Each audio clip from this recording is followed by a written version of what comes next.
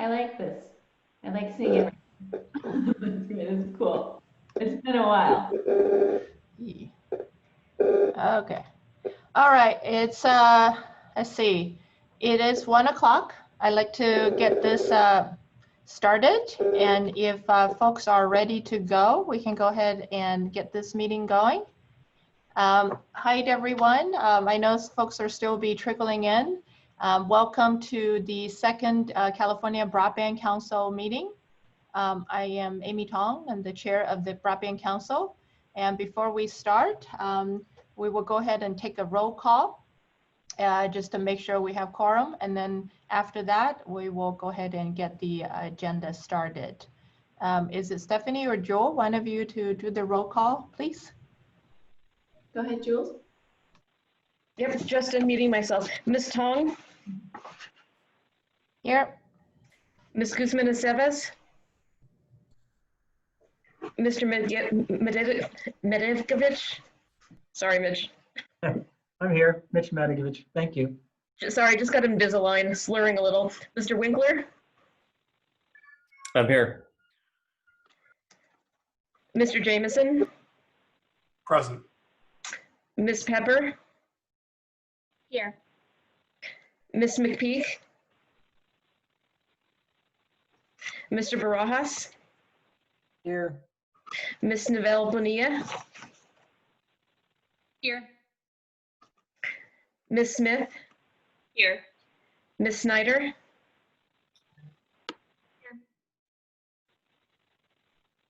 I think I saw her. Christina, you're muted. Oh. I'm here. Can you hear me?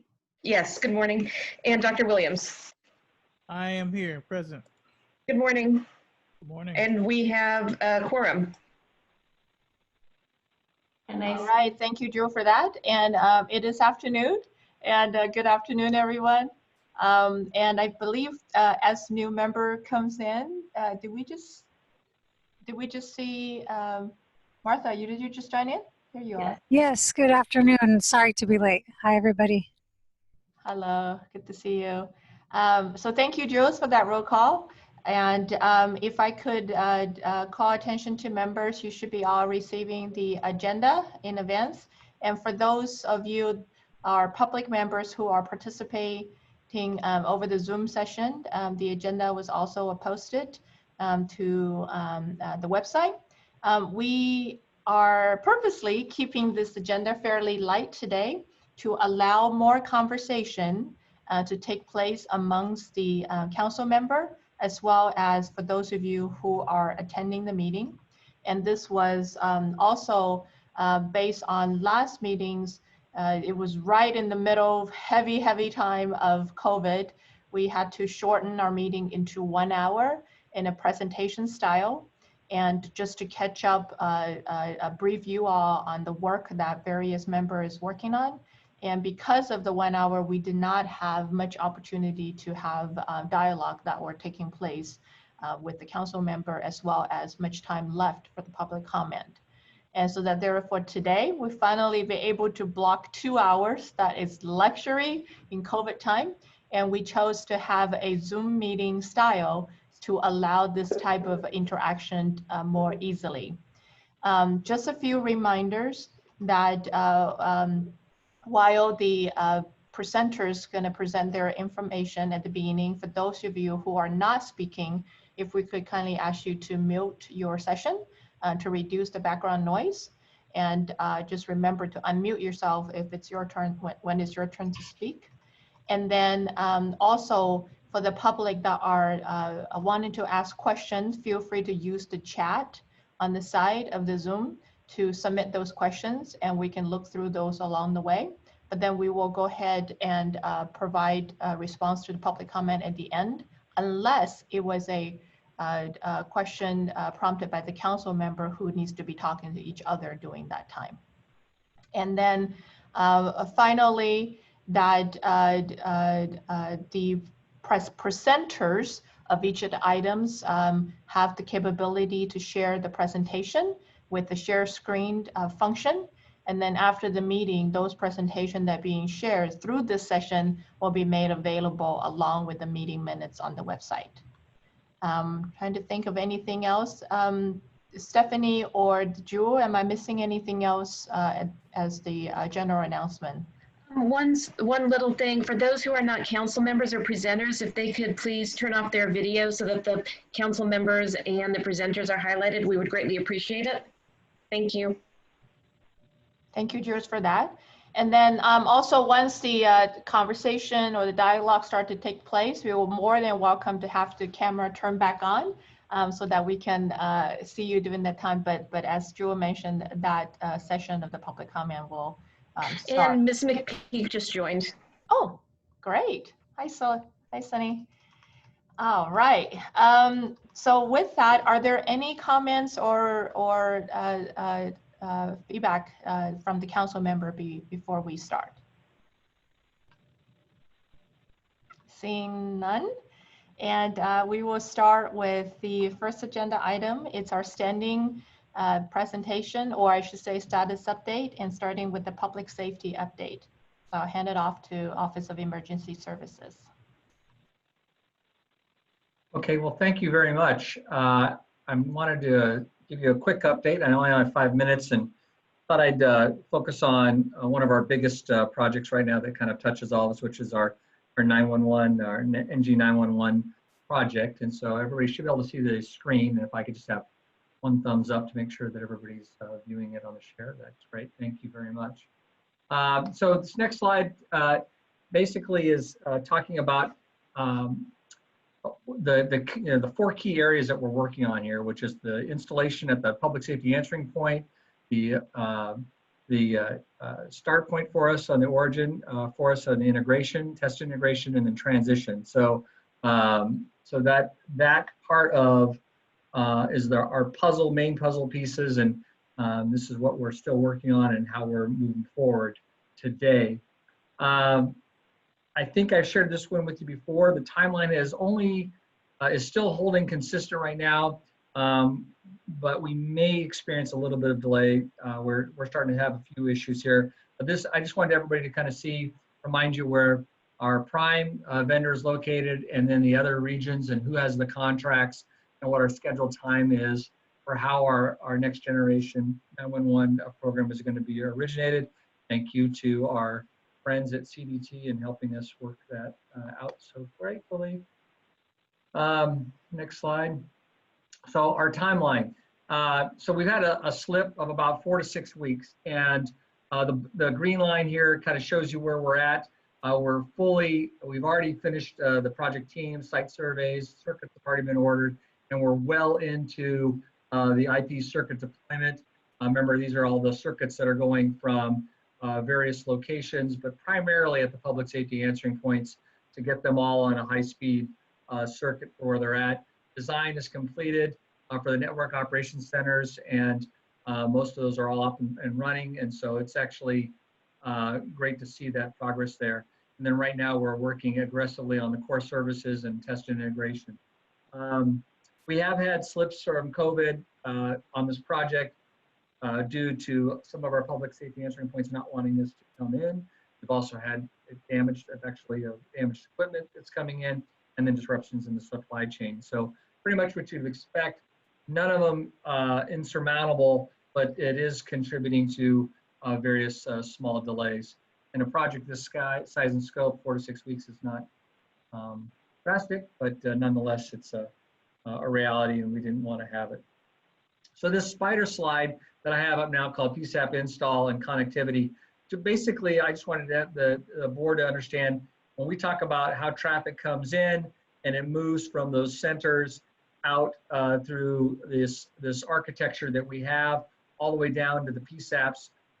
It's very large and complex, and all of this architecture is being replaced at various levels as we're starting to integrate to ensure that we have the correct equipment and the proper pieces that are going in. So this is where we are in our status.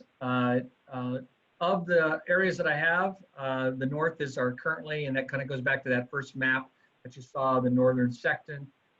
Our north is right now probably the first behind. I have, as you can see that side there, remediation. When we start that remediation phase is when we're going to the answering points and we're building out the racks, putting the background wiring, the things that we have to do to make sure that the answering point is actually prepared to receive all this new equipment. And then we start the install.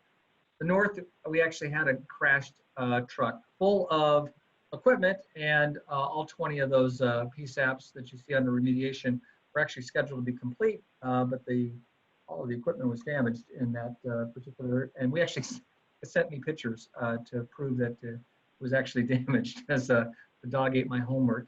It wasn't going to fly just off the top there. It was really sad to see, but nonetheless, we're moving forward. The south, you can see where we're at on those numbers, moving along, and then it gets even better as we go into Central and LA. And then as we go into our follow-on board meetings and we give you updates, we'll be able to show you on the progress that's being made in each of these areas. And we're very happy with that progress across the board and the cooperation. Obviously, LA is moving the best of my groups right now. It's pretty exciting, as well as Central.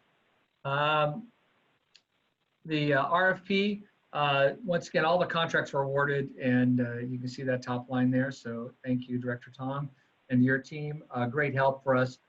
These are all of the vendors that we have and selected, and we've signed most of these agreements, if not all of them now, should be done. And this is where all of our answering points will be able to have access to these various resellers or direct suppliers for this on it. Once again, you see the testing that's scheduled to take place from us. And part of that for us is that we've, in fact, have a new lab that's going in. And so we're testing all of our equipment as it's going out to validate what our vendor community is helping us with to make sure we're on track. So it's overall, the entire program is working well for us. For those of you that were not following SB 670, those approved regulations have been posted for us there. Tremendous cooperation between us and CPUC and the providers that are now having to provide information to us on a regular basis. This became a kind of a significant issue for us during the public safety shutoffs, where I was not able to really provide real-time data to our public safety community on where outages existed and how it was going to impact their operations. So you think about evacuations and not knowing where you have a cellular or VoIP or a landline outage that's taking place. And so 670 requires that to be provided. And of course, now we're working on that in a zip code format. So it's real time, not coming late to need, and it can actually shape direct operations for us. A lot of work associated with it, but nonetheless, it's, we're very appreciative to everybody who's involved in that to make that happen and the support we got. Next slide here is on public safety broadband options. And I just wanted to remind everyone that those contracts are available on CalNet. There's a lot of various capability that exists out there for broadband access for specifically when you're talking about, what we talked about before under FirstNet, but now Verizon and T-Mobile and Sprint have all got similar type of elevating and lifting functions that are available there. And those CalNet contracts are available for our friends to use them. And then our emergency support function 2, of course, can provide any support or question that you have on that. So listed a couple numbers there for the members that you have. If you need any of the support within emergency function 2 or within the 911 branch, you can reach out to those numbers. Really, that's trying to stay on target for you there. It's pretty quick and fast, but I wanted to make sure that I had a chance to answer any of your questions that you might have at this time. Over. Thank you, Mitch, for that. And I'd like to open up to the council members. Are there any questions or comments? Amy, I have a question. Mitch, great presentation as always. I'm really impressed with how Cal OAS is moving forward. Could you just elaborate on how any internet service provider who wants to connect to FirstNet or another PSAP can do so in planning for broadband deployment and building that into an application for, let's say, the California Advanced Services Fund? Yeah, great question, Sunny. So as we finish the entire circuit system and we've laid all of the circuits out throughout the state, and because that's all going to be high speed and paid for under this program, it's going to allow that access or the ability to interface with that provider that's providing the high speed pathway that's there. And so our intent after we've built out is to come back through and show where these pathways exist.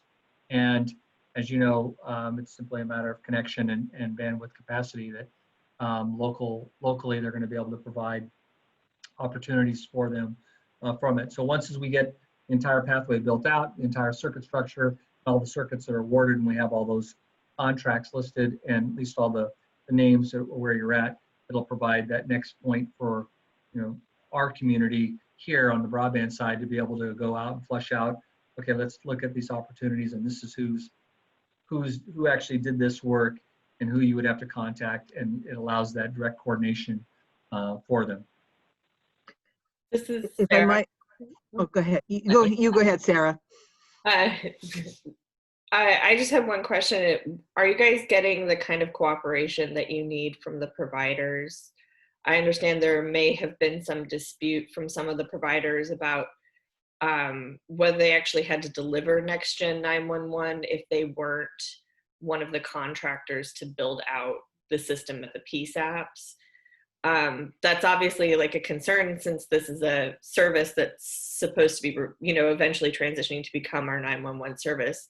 It's a little bit worrying if it turns out that there's providers who don't think that they actually have to deliver something that's going to be our 911. Yeah, absolutely. And I mean, obviously a scope and project of this size, the amount of oversight that we have to do with each vendor, but our selected regional and prime have a direct role in that oversight with the subs that they're working with. And so their ability to get paid and to stay on target is directly related to the work that's being done by their subs that are out there and the cooperation that they have for that. So do we have to follow up with all of them? The answer is yes. Are we handling regular meetings? The answer is yes. And are we setting metrics to keep them accountable? The answer is yes. But overall, nobody wants to be embarrassed that they are could or have any sort of attribution to them as a weak link in the process. A lot of visibility for California on this because we're kind of being viewed by the nation based on the scope and the complexities that we face with what everybody in the council understands: our topography, our diversity, just the challenges that we face in this area, rural and urban settings. And so if it can be done here, it can be done anywhere. So that's, and of course the scope and magnitude of ours is there. But your point is valid, and we're aggressively following up on it. So, and if we have something that it fundamentally does that, we'll be holding those folks accountable on our end. Thank you. So Mitch, just one follow-up question. So if I'm understanding you correctly, if the build out of the entire circuit system has to happen first before any ISP could plan for a connection to reach last mile unserved, A, would you verify that is an accurate understanding of what you said? And B, then what is that time frame when that can happen? So it kind of goes back to the original timeline, Sunny, on the presentation. I can bring that back up, but it's not necessarily dependent on the entire, as I understand it, based on my telecom engineers, and I'll validate this for you. It doesn't rely on the entire system being fully operational, but I would have to have a complete region completed in its build out and its connectivity to the prime. So it is possible that we can be rolling out in a regional format here if a particular region gets ahead, as long as the prime and all of its circuits are in place and all the regions and their circuits are in place, and we have the redundancy that was expected and no pathways being mutually shared, so that if we have an outage, it can cut over to the prime vendor who will oversee all of the regions, but normal traffic will flow there. So the answer is when I believe in all validates for you that when a region is complete, it'll allow that time frame for us to be looking closely at any potential opportunities there. And then once that happens, then we are in a position to assist. Okay, thank you. Great, thank you. Any other questions or comments from the council member? All right, seeing none. Thank you, Mitch, for that. Next, we'd like to move to the next standing agenda update is actually coming from the Department of Transportation. And I believe we have a brand new individual who's going to be joining, representing the Department of Transportation. And please give a warm welcome to Elizabeth Stewart. Yes, good morning, or good afternoon, I guess. Thank you for having me here today. And I also have a presentation that I'd like to share with you.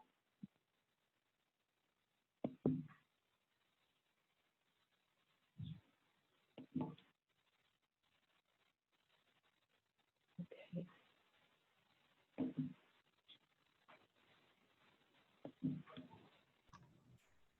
So can you all see that? Not yet. Take a look at the share screen on the bottom. And while Elizabeth is doing that, I just wanted to also call it out for the audience who are attending. If you have questions you'd like to put out there, feel free to go ahead and submit that through the chat. So depending on the number of questions, we will adjust the time for public comment to make sure sufficient time is provided. Elizabeth, are you able to do the share screen? It does not appear that my system is allowing me to. So that's unfortunate, but that's technology. So I apologize for that. I still have an update to provide for you, even though I can't display it in front of you, if that's all right. Yeah, if you can quickly send it to me, I can present that as soon as I have it. Oh, okay.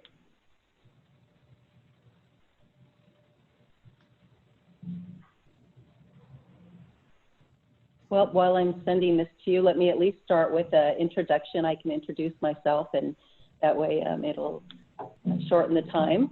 Hello, my name is Elizabeth Stewart, and I am the new Caltrans Broadband Facilities Program Manager.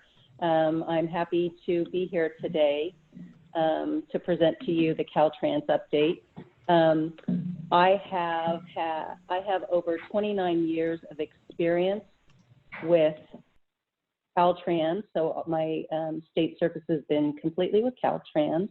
My knowledge and experience is in project delivery as well as program management and business management. Bear with me while I find your email address. I've worked in many divisions in Caltrans, including divisions of design, construction, environmental, our engineering services, which is our structures and bridges, and our Office of Civil Rights. Elizabeth, I have your presentation from Jewel, so go ahead and keep going. I will present it for you. Thank you so much. Sorry, trying to talk and get that email going at the same time. So I've had various management positions within the department, and that includes managing the Caltrans partnering program, as well as our dispute review board program, our ADA infrastructure program, and our stormwater program implementation. So I've worked in many different locations within the department, and I've got a great feel for how Caltrans works, and I've got a strong background in working to help facilitate and partner with customer service. So this just feels like the right fit for me, and I'm happy to be here. I have a Bachelor's of Science degrees in Civil Engineering and Materials and Science and Engineering from the University of California at Davis, in addition to having taken the executive leadership training at Pepperdine University of Business and Management. And I've completed the Advanced Construction Management program at the University of California, Irvine. So again, I'm happy to be here today, and I look forward to working with everyone. I just want to give an update. Some of you may have heard this already, or it might be new for others, so I just want to make sure that I do touch on it. Caltrans has multiple ways that allow for our entities to access the state highway right-of-way to provide communication installations, and facilitating standalone projects from our service providers through encroachment permitting, which is handled in each of the 12 Caltrans districts and offices throughout the state. So we are working to continue to streamline that process and ensure statewide consistency.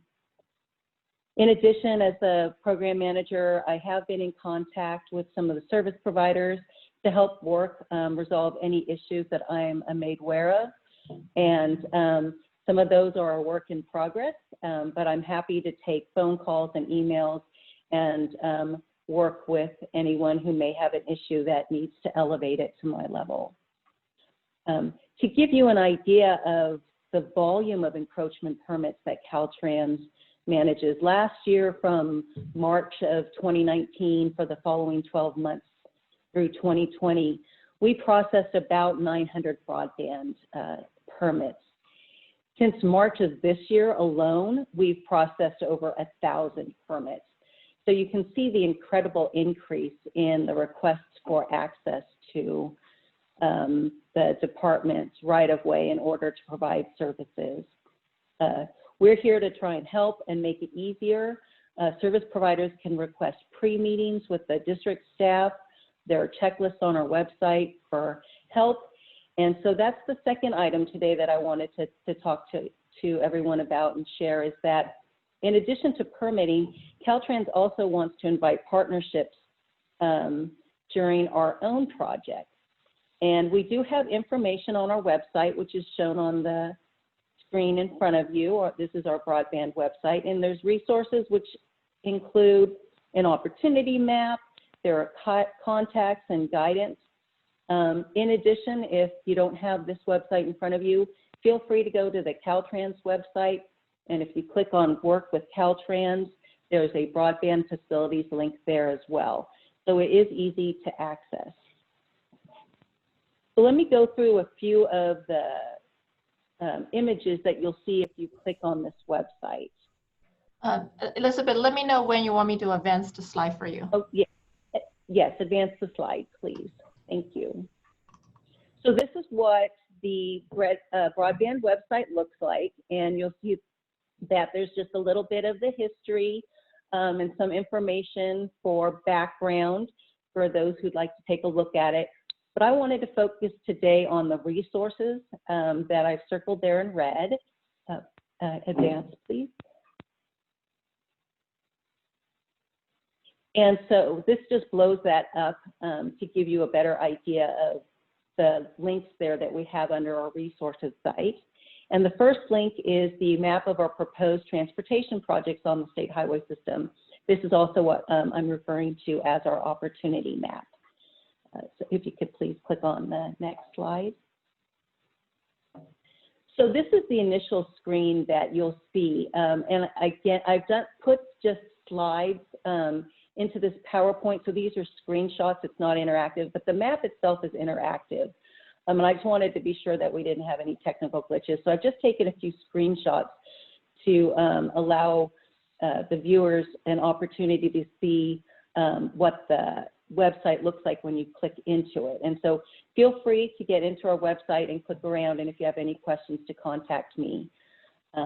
If you can advance the next slide. What's included in this are a few different layers of data, and you'll see on this slide is the strategic broadband corridors, which were recommended by the regional consortia. So this information was provided to us last year and has been loaded, and those are the top 3 priorities that you can see. And of course, this screenshot is a zoomed in shot, but if you go to the website and zoom out, you'll see these priority corridors listed through all of the state of California. Next slide, please. This is a different layer, which you'll see the purple and red lines, which have to do with the types of projects that we have. Our shop projects, which are just our maintenance and rehab projects, whereas the non-shop are those that aren't those. So essentially, these are all potential projects that are available for the department to partner with service providers in certain areas. And so you can see the information there. If you click on it with the mouse, what you'll get is an information box that pops up. Next slide, please. So this information box, which may be cut off a little bit on your screen, but when you get access to the PowerPoint presentation, the information box includes information for the project, which talks about, where the start and end of the project is. It gives you the district in which the project is located in. So Caltrans is split into 12 districts, as I mentioned. And so this information will be important because there is a district broadband coordinator that you can contact who's available to assist with more detailed specific information. And so if you find an area or you click on a project you're interested in, this information box gives you that district location, which then will help you to find the contact that you can call in addition to myself if you'd like additional information. Other information that's included in the box is the project description, as well as some of the project milestone dates in terms of the project approval and when construction is expected to begin. And this kind of information then can help you plan for future projects. So it'll give you an idea of whether or not the project is coming up within the next year, which is fairly quick, or there are some projects that are planned out 4 to 5 years from now. And so you'll see dates, all throughout 2020 through 2024 and 2026. Next slide, please. So I did mention the contacts, and it's, for me, it's important that you guys have a list of that information. Next slide. So when you click on that box, you'll not only get my information, but you'll get each one of the 12 districts and their contact name and email address so that you can give them a call if you have any questions about the projects that you click on in that map. But in addition to that, if you just have a general question about an area or location and not a specific project on that map and you're not sure which Caltrans district you're in, next slide, please.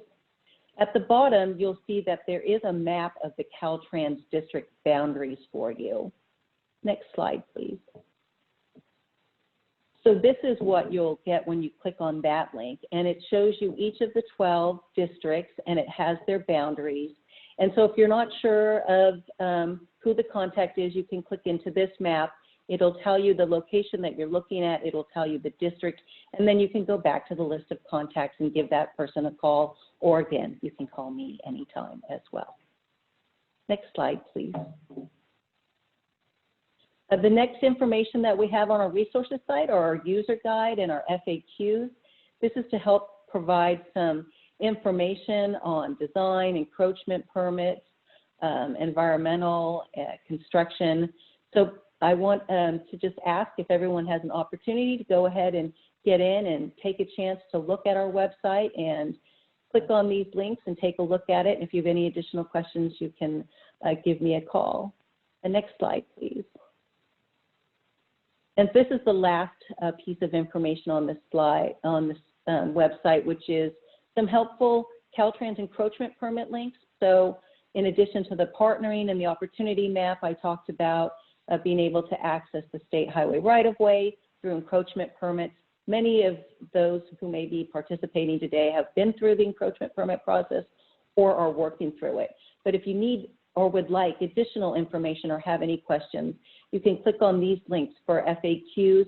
It has the application, it has checklists for assistance to help you out.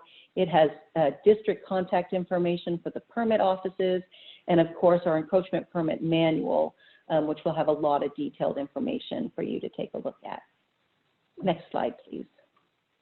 And then finally, I wanted to share with you my contact information, my email and phone number for those who may not have received it yet. And So this information will be available to you along with the presentation.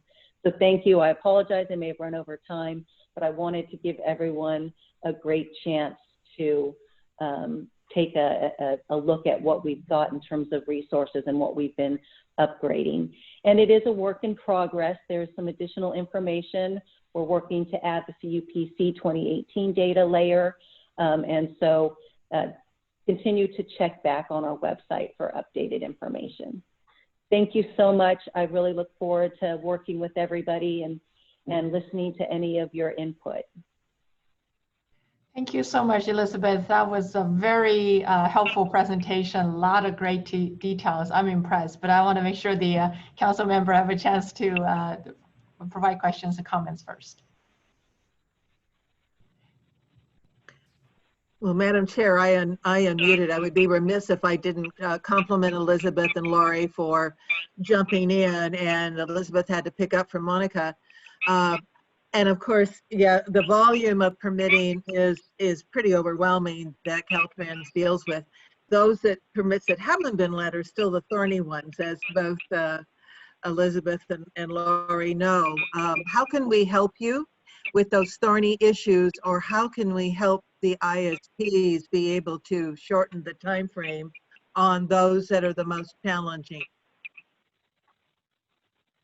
Oh, thank you, Sunny. First, thank you so much for that compliment. Yes, Monica did a great job. I've got some big shoes to fill stepping in here, and I started just about a month ago, so getting up to speed.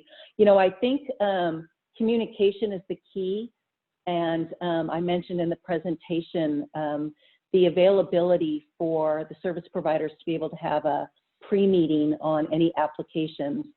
I think what streamlines the process most on the department's end, we are working to get a quicker review and quicker turnaround time with our comments. But when some of the plans are complicated and they go through multiple divisions within the department, the plans could be looked at, the application could be looked at in various different divisions, not just the division of traffic operations, which takes in the application. So I think the communication is the key. If from Caltrans's end, please feel free to reach out to us and ask questions. We try to provide the information that we're looking for if we feel that the application is missing some information. From the service provider side, I think the biggest key in trying to get the application through as quickly and smoothly as possible is to ensure that you've submitted as complete of an application as possible. And that's why we've provided the checklist and why we provide a pre-meeting to help answer any questions. So thank you, Sunny, for that question. We really do want to do our part to work with the service providers and get these applications through our processes as efficiently and effectively as possible. Thank you. If I might just comment, Madam Chair, when I had the opportunity to be briefed by Elizabeth and Laurie and the Caltrans team at headquarters, I think one of the concepts we had was to go back to the very same ISPs that had been in the meeting on January 30th and had gotten that first overview, and do a briefing again, obviously in this format, of all of the ISPs, so they get oriented to the fact that you've got the website, that they can do a pre-meeting. There are many construction folks out there in the field for the ISPs that work in different parts of the state. So let's see if we could do that. I'll just end there. That's in the works, Sunny. We've been talking about it. It's just with everything else going on, looking for an appropriate time has been somewhat of a struggle. So next few months. That's a really good suggestion. And then yes, doing some type of a video gathering. And I know last time Stephanie was able to participate, and I think it will be great to kind of circle back with that group and provide updates on how much progress, frankly, Caltrans has been done. And thank you so much, Laurie, for your leadership on this on the CalSTA agency as well.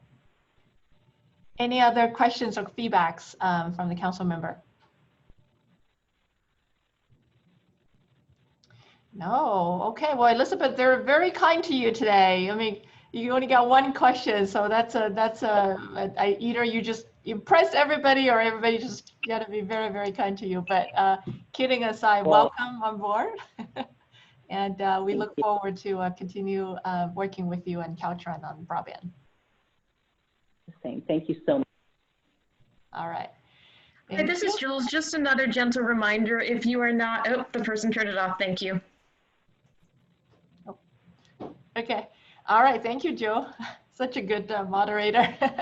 I like to move to the next agenda item on the task force update. However, I recognize Sarah, representing Senator Whistle's office, have to leave at 2 o'clock.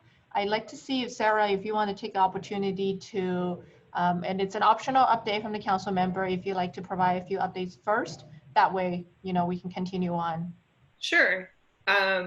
Yeah, it just FYI, I also changed some meetings around, so I've got a little bit more flexibility. So if you'd rather wait until the end, I can do that too. Okay, well then that's great. If you can stay longer, we can keep with the flow of the agenda, and then we'll come back to member updates later. That sounds good. Thank you so much. All right. So the next item is the task force update. This is an area with a bit of a refresher. In our standard agenda, we always had updates from the task force, who typically every year the 3 were set out and it was voted and prioritized by the council member. And at the beginning of 2020, literally March 13th, Friday the 13th, when we had our initial kickoff meeting for the CBC 2020, there were 3 task force that were identified. And then after that, rest of history.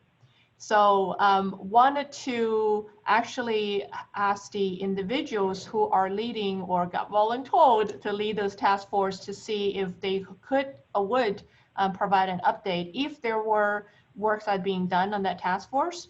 If not, completely understandable. And also we'd like to open up to the council member to see if any of those task force need to be revised or reprioritized given the COVID world that we're living in. So I could start with the 2020 task force, identifying the 3 of them were digital inclusion, funding, program and policy, and to see if any of the leads have updates they'd like to provide, or we could go to the 2019 task force updates first to wrap those up, and then come back to the 2020 to see if any updates or reprioritization or reestablishment of the task force is needed for the 2020.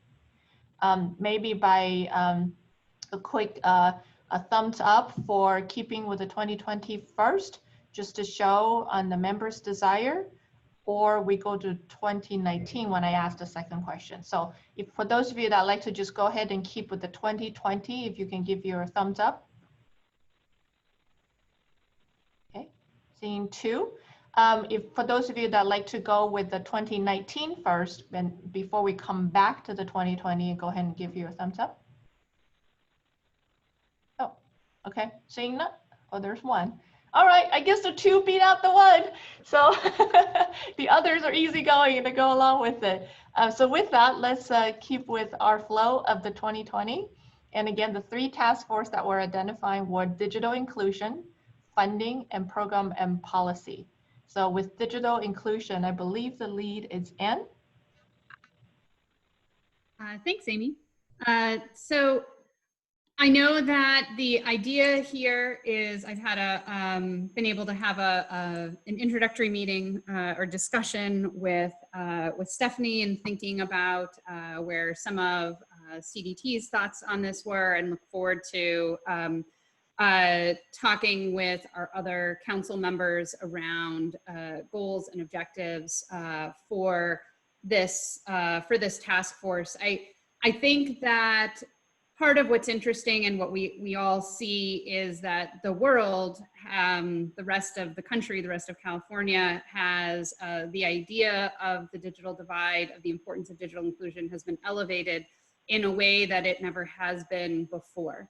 And so the opportunity to really talk about what that means and look for areas of collaboration is something that probably hasn't existed in the same way before. At the same time, everyone is strapped for time. strapped for capacity because we continue and will continue to be in this crisis for some period of time. And so knowing that there's lots of existing work going on around the infrastructure side, there is going to be the task force that is looking specifically at funding. When I was thinking about digital inclusion, one of the pieces that really occurred to me is that California, even before many other states were, there were so many local government and nonprofit initiatives to be able to support training around technology, around adoption. And I mean, even just going back to 2000, you know, and even into the late 90s, this work was happening in California, and it still continues to happen.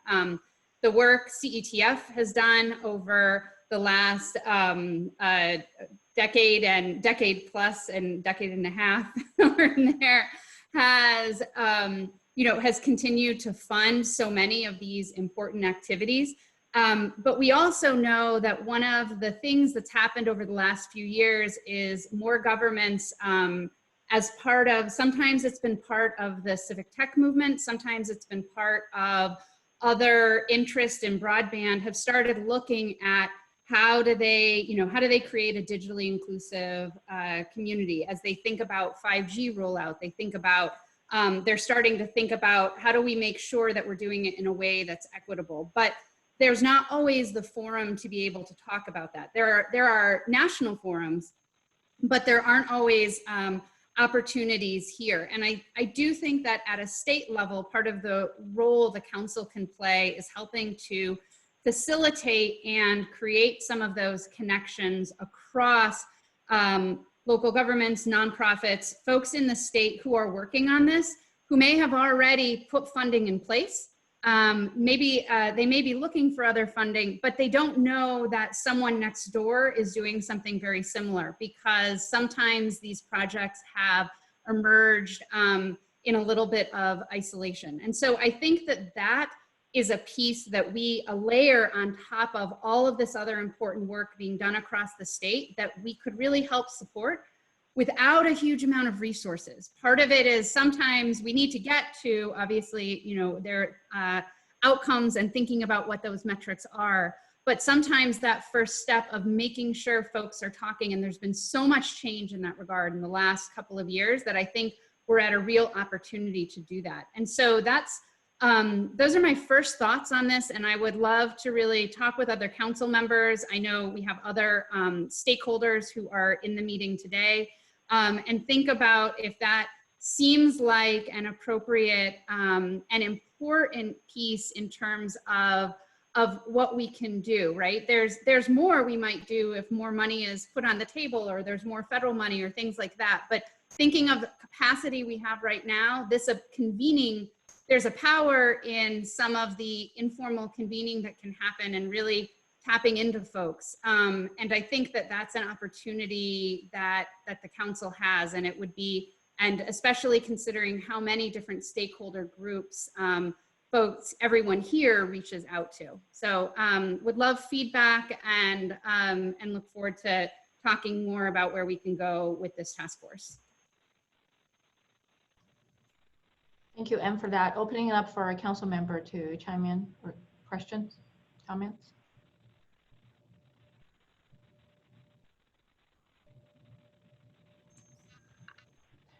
Nobody wanted to Hi, speak? Amy. This is Martha. Can you guys hear me? Yes, Okay. I'm Martha. Hi, everybody. I would just say I think one of the awakenings that, well, I've had, I'm sure many people have known this for a long time, but some of the tremendous leadership that local government has shown with COVID. And I think that's maybe a dialogue that we really want to foster and think about how the council can really raise and elevate their role in so many ways, and all of their priorities focused on inclusion. So I would, that's just a thought of how we can collectively build their capacity and assist them in doing some of the creative partnerships that they have developed and are trying to develop. So well said, Martha. I might add, building on what Commissioner Guzman-Aceves said, that a good example is in San Jose and working really closely with the Santa Clara County and the County Office of Education. In San Jose, they were ahead of the curve of the FCC on their small cell 5G rollout. They actually have a digital inclusion fund. They're doing grants to the community.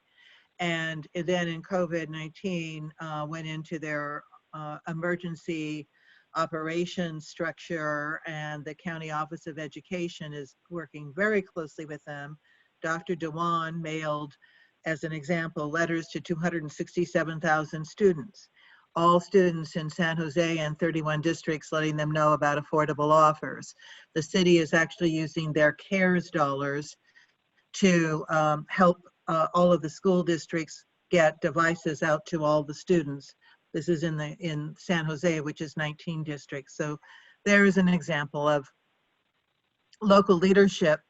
I know that Trish Kelly and the Sacramento Area Broadband Consortium are doing similar outreaches within their own communities.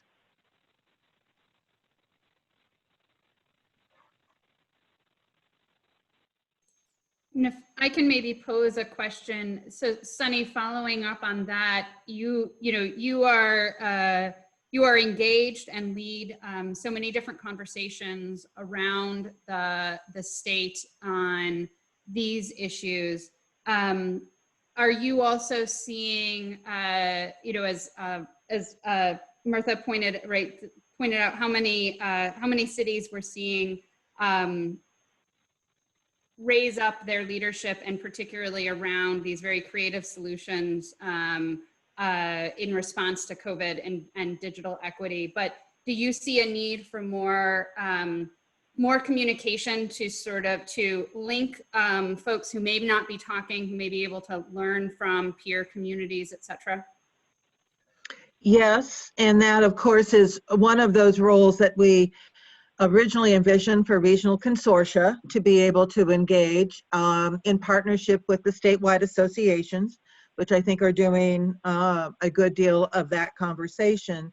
What helps, because we have 58 counties, 482 cities, is to be able to group them in both region and interests, and then support with state policy. So there is so much that the state can actually do in getting to scale with local governments. I should add, for example, SCAG is working with SANDAG. So we've got 197 jurisdictions, 6 counties and 191 cities in Southern California that are literally trying to figure out how they, as a very large region, get to ubiquitous broadband at speeds that will support distance learning and telehealth. They have a great set of stakeholders at the table in Southern California. I've urged them to interact with the state agencies, bring the state into those conversations. In part is why I asked Mitch about both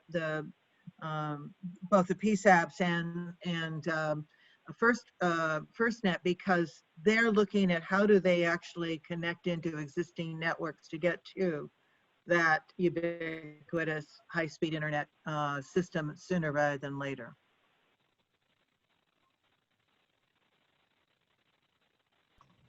All right. Well, Anne, I don't know if you have any last comments to wrap up.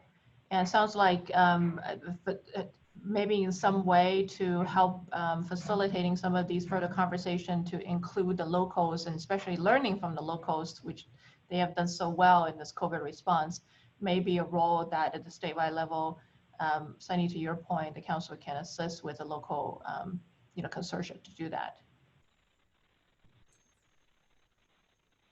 Great. So maybe next steps here would be to plan a subcommittee, see who is interested, and plan a subcommittee meeting to start putting some action items on the table and getting to some work.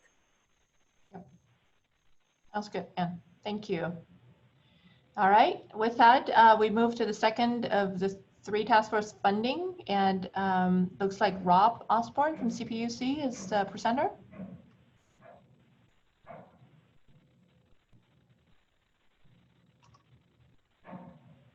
Rob, I don't think we can hear you. Or maybe just me.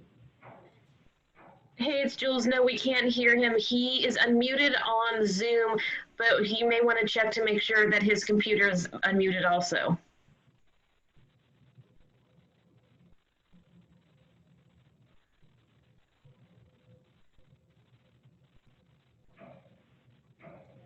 Connecting audio right now. Can you hear me now? Yes. Yes. Okay. Sorry about that. I was calling in from a phone. So I'll just repeat what I said earlier. Apologies. I'm Rob Osborne, Director of the Communications Division at the PUC. Since this task force hasn't met, I'm going to say a few words about the scope as I see it at the outset. And I'm sure that once the task force begins meeting, it will provide a full and robust resource for stakeholders in the coming months and years. I also want to introduce Peter Pratt, the Senior Analyst in the Communications Division and our lead for the FCC's Rural Digital Opportunity Fund opportunity. He will be representing the CPUC on this task force. There are 4 areas where the task force may be able to provide or may be able to source information on broadband funding. First is local, such as bond financing, that could be used as examples for other localities or used as case studies. Second is state funding, such as the broadband improvement grants that went to the schools, also the CPUC's California Advanced Services Fund, Teleconnect Fund, etc. Third is federal, such as the FCC's Rural Digital Opportunity Fund and the USDA's Reconnect program. And then finally, non-governmental sources such as private equity. We're seeing this with companies like Macquarie providing equity funding. One of the areas where there's already a lot of work done is the California Grants Portal, which Ann Neville Bonilla, who's also on this task force, has spearheaded. The aim for this portal is to be a one-stop shop to find all grants and loans offered on a competitive or first-come basis by California state agencies. It's a great resource. I didn't see broadband yet as a category, and I know that we at the PUC are working to provide information to Ann's team, so I expect that there will be a broadband category forthcoming. The URL to that website is https://www.grants.ca.gov. There certainly are a lot of grant programs. The NTIA, for example, tells us there are 57 federal broadband programs spanning 14 federal agencies, and that's just at the federal level. We want to support funding applicants with updated information as budgets and programs change. Some programs are of particular importance to California, and we want to highlight those programs and offer support resources for providers bringing those dollars into California communities. The CPC is doing that today as we offer an array of data and mapping services to support applicants in the FCC's Rural Digital Opportunity Fund program. We do this because the CPC estimates as much as $2.5 billion could be won for California's rural areas. Again, we appreciate the effort that Ann has started with the portal and thanks to the State Library as well, and we're eager to support this work. Thank you for that, Rob. And Ann has also posted the URL on the chat, and I saw her nodding her head that Rob, there's going to be a dedicated broadband section coming up pretty soon, right, Ann? Let me say that we had lots of requests for different categories. So we are taking requests for new categories, but we actually, we did, if you go to grants.gov, there are so many categories, it's overwhelming. And so we were really striving for a good balance of enough categories that when you search, you will actually get you will get opportunities. But we do have a search bar, right? There's a search bar and it will bring up all keywords. So if you search broadband, any grant that has broadband in its title, its purpose, or its description will come up. I do not foresee right now a dedicated category for broadband. However, if in the next year there are far more broadband grants that the state is offering, then we can talk. But the search does work for any keyword, and I have tested it on broadband, and I know you all are also getting some of yours, some of the ongoing grant opportunities in there. When I give the library update, I'll chat a little bit more about grants.ca.gov.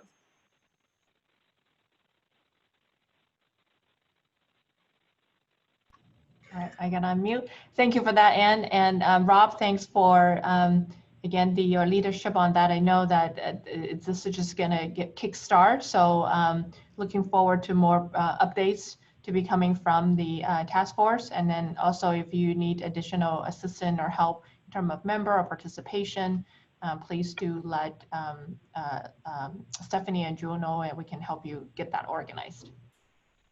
All right. Any other questions or comment from the council member for Rob? Madam Chair, I do have a question. Rob, thank you. And maybe also Commissioner Guzman-Aceves would like to respond. Given that the rules did change as of July 1 with respect to any prohibition on CAF2 census tracts for CASF, and I'm very mindful you've got 510 million plus applications for 303 million sitting there for CASF. I do think this is an unusual time. We have this twin pandemic of COVID-19 and institutionalized systemic racism and an urgent need to get people connected. Are you going to be able to open up other application periods in 2020? I know you've got workload management issues, but we really want to encourage ISPs to be able to give you the best application so you can look at how to get to the ubiquitous broadband as soon as possible. Yeah, I'll take a first shot, and then Rob, please add any more. I also saw Selena was on too. And Sunny, you summarized the point I was going to provide during our update, which is the need is greater than the funding currently allows. And in the, maybe I'll say unlikely scenario, although it is a possibility that we don't, for various reasons, fully exhaust the funding with this current round of solicitations. As you know, we have a current proposed decision out that would allow staff, would delegate to staff to have an additional round. And that's exactly why we want to make sure, and if there's $1 left, that we could do another round and spend that $1. And of course, if the legislature is able to support an extension and augmentation of the program, then we could have another round. So I thank you for raising the fact that we obviously all know that the need is much greater than the available funding. And a lot of great projects. I can't even tell you, it's very positive to see, you know, the applications that came in. They're all in communities that need the infrastructure, including some in very urban areas. So to your point on the disparity that exists in our state, it's very real. So was certainly something that Amy, if you see a role for the council to really elevate this in a broader way, I think it's really it's much needed. Rob, did I miss anything there? I have nothing to add. Thank you, Commissioner. Yeah, I just want to say thank you. I'm sorry, Amy. I thank you, Commissioner. Really appreciate that response and the recognition of what we need in terms of resources. Thank you both for that. I see a lot of nodding head from the rest of the council member agreeing to that participation and possible elevation. So I think this is something that if we could have the, you know, CPUC or Rob be the lead for this, that perhaps come back in the recommendation prior to October if needed, or latest, no later than October meeting on what, you know, in terms of what elevation would be able to provide it by this council, and we'll be happy to take it from there. All right. All right, if there's no other further questions from the council member, I did notice that there are some chats coming in on the side that perhaps the council member can address. Or unless you wanted to wait until the public comment period, we can address at once. Just want to point out that there is a reference for potential federal funding source, just to have folks to take note, perhaps to both Rob as well as Ann, of that reference of the federal funding. And then there's a question on how integrated are the top initiatives from this entity working with the superintendent's digital divide initiatives. Perhaps that's something that Jerry, you can address. I'll defer to you if you wanted to address now or later doing your update. Yeah, that was part of my update, but absolutely intertwined. Absolutely, okay. We're very much integrated with the state superintendent's initiatives and task force. Got it, and then we'll make sure you covers that during your update and you can elaborate.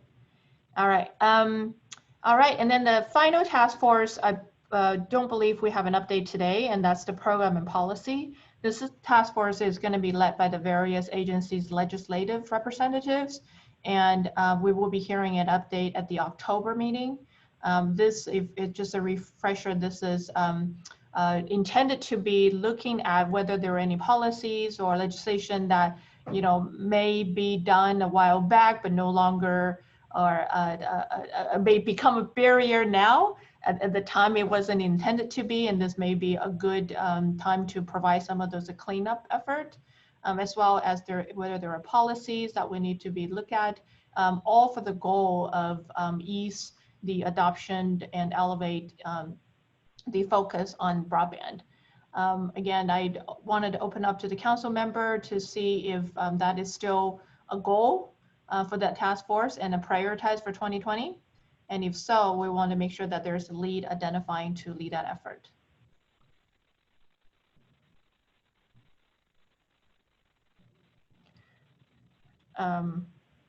So maybe for if you feel this is a focus area, continue to be, maybe just give a thumbs up so that we can pursue this and then work with the interested council member to lead this effort.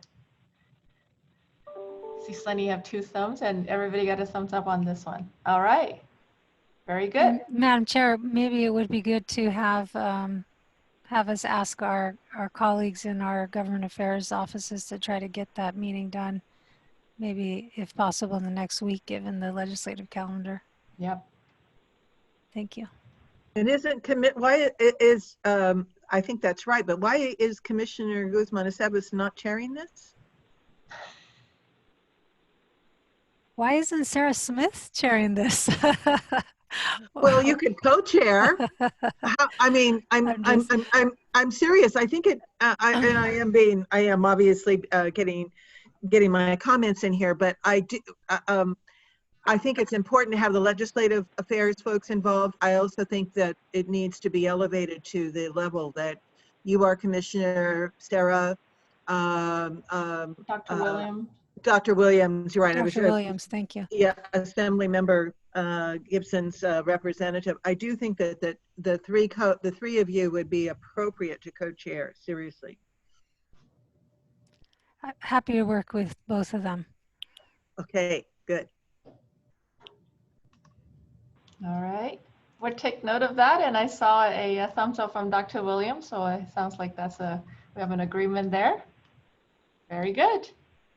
All right, let's go ahead and move to the 2019 task force update. And this is also, I think some of the items may have been covered in the earlier presentation. If so, not a problem, but we want to make sure we heard a brief update from the surplus equipment task force, strategic corridors, as well as the state contract. Those were the identified 2018 priority. So to start with, do I have Evan Spear from DGS or surplus equipment? You do. How you doing, Director Tong? Thank you, council members. Again, my name's Evan Spear. I think I've met most of you. I've attended one of the council meetings. Good to see you all again. I'll give a quick update on the surplus equipment task force. As you all know, this is the task force where we use and kind of capture the residual value of surplus electronic equipment and try and use that value for the betterment of the state as a whole by donating this equipment out to underserved communities or rural communities to help try and bridge the digital divide. Couple updates from this program that we've been working on. So really there are two things that we've been focusing on over the last, I'd say, 6 months or so. Really making participation easier and more accessible for both refurbishers, donees, as well as state agencies to get this surplus equipment out into the hands of these donees, eligible donees, and then two, to increase participation. And so we've been doing this a couple different ways. One, as you all know, DGS issued a statewide policy in April of this year that encourages state departments to donate surplus laptops and other portable computer equipment to foster youth who are attending state colleges or university. This was really in response to the COVID-19 crisis, knowing that there are a lot of individuals who are kind of moving to a distance learning model, and foster youth being kind of some of the most susceptible to not re-engage in school if they're not able to continue through a distant learning platform, and making sure that they have the equipment available to do that. We have a list of interested colleges and state universities that actually have their own refurbishing abilities on site at the campuses who are interested in participating in this program. Our main challenge right now is really on the supply side, not having enough laptops, especially laptops that have the capabilities necessary for distance learning, such as built-in cameras, right, or the processing speed that's necessary. We feel with time, this will be resolved as the state continues to kind of move to a more laptop-based work model with docking stations. We'll get more surplus equipment coming through that we'll be able to get out into the hands of these foster youth programs. The second way that we've been trying to make participation easier is we've developed a website for this program to really kind of formalize it within our office. So this website it's in kind of the test mode right now, final stages before we actually make it live. It will have a resources section. It will have links to all of our forms to become an eligible donee. It will have contact information both on the donee side as well as on the state agency side.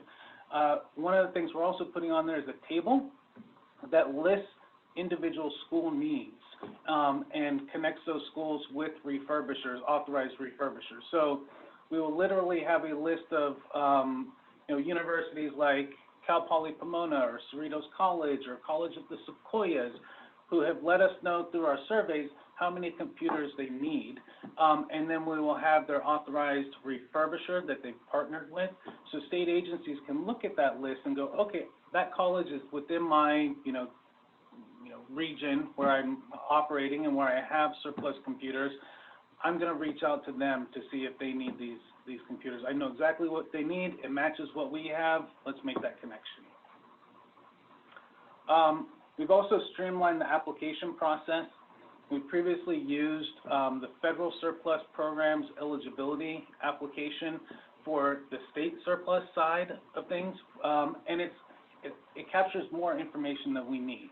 And knowing that these applications have to go up to school boards, get approved, we wanted to make it as simple as possible, so we really kind of pared down that application. It's just running through kind of ADA remediation right now and should be ready to post to our website within the next week or two. And then on the increased participation side, we've added 2 new refurbishers to the program. So previously we had Computers for Classrooms, who was paired up with the Chico Unified School District up in Chico. We had Tech Exchange paired up with the Oakland Military Institute in Oakland. We have now added Computers to Kids, which is paired with the San Diego County Office of Education down in San Diego. And we've added Computers for Kids, which is paired with the Los Rios Community College District here in Sacramento. So we have Northern California, Bay Area, Southern California, and right here in the middle in Sacramento. So we have the whole state covered by authorized refurbishers. Outreach and marketing, that's another area where we've tried to put our energy into increasing participation.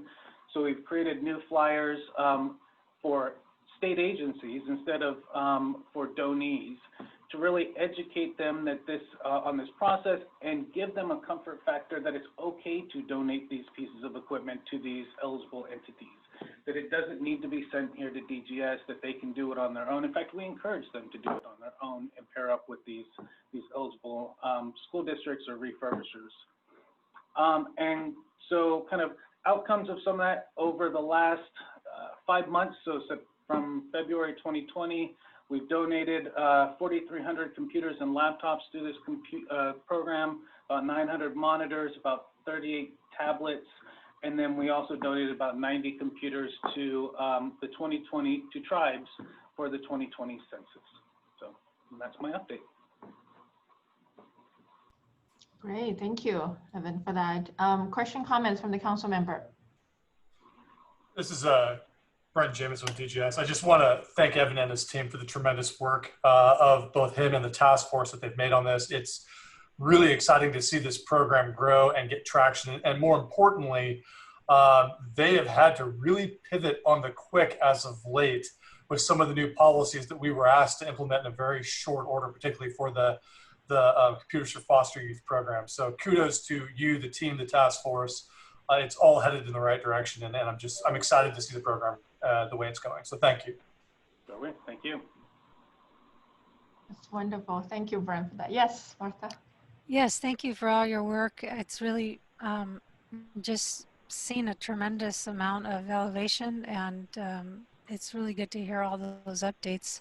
I may have missed this, I apologize, but we currently have a pilot focused on foster youth with our Lifeline program. And I know they have been trying to, I'm not sure, so I guess the basic question is that a contact partnership that you would like us to make an introduction to, because they have been lead on not just the phones and obviously the service tied to that we're able to package through the Lifeline program, but I know they've been working hard to also get the young adults. This is a program focused on, a slightly older group of the foster youth, and get them also gadgets. And I know it's been really piecemeal and they've been really successful, but it would be great to make a contact for you guys there if that's something we can help with. And the benefit is the phone itself has been able to be with limited data, but has been a hotspot for them as well. So we aren't able to help as much with the computer or tablet. So it'd be great to see if there's some optimization there, and you may already be partnering with them, but great organization. Oh yeah, I'm off mute. Yeah, I think that's a wonderful idea, Commissioner. We welcome it. I think that having the equipment side as well as the connectivity side kind of paired together, it just makes perfect sense. So absolutely. Great. We'll follow up with you. Thank you. Madam Chair, I think Commissioner Guzman-Aceves is referencing iFoster, which we partnered with very early on. Sharita and Reed are so committed, we work closely with them as they try to get to all foster youth in the state. There are about 70,000 foster youth, about 45,000 of which are actually in school. And so the point I want to make is that through our counties and the state Department of Social Services, there can be a lot more communication to all foster families and youth about not only what opportunities exist, but for example, affordable offers. There are other regional organizations like Pivotal that we are working with in Santa Clara County that tend to support the older foster youth who are then turning 18 and being emancipated, and nothing goes with them. I mean, they're just sort of dropped off of any support. Sierra Health Foundation has tried to do things such as health records follow the actual foster youth when they are emancipated, which would be a huge help for them if they could put it all on a device. And I'm coming back to not only can the commissioner connect you to iFoster and other organizations, and we're happy to help too. But then there's this piece going back to what Ann, you raised earlier about the state leadership in adoption that can't be underestimated.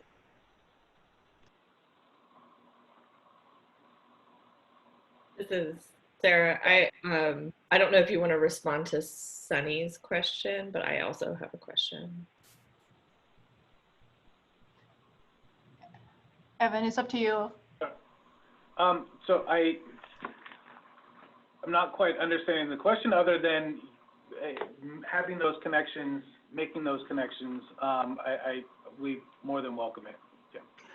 So Evan, let me be clear about the comment and the suggestion. The state, through the Department of Social Services, can reach every foster family working with every county, so they know about this opportunity, so they know about devices, so they know about how they can subscribe to affordable broadband, how they can even use a smartphone as a hotspot. Oh, that would be great. That would be great. And we have some contacts out at social services that we can reach out to see if we can get that and kind of partner up with them to see if we can get the word out about the program. Yes, that's what I am suggesting.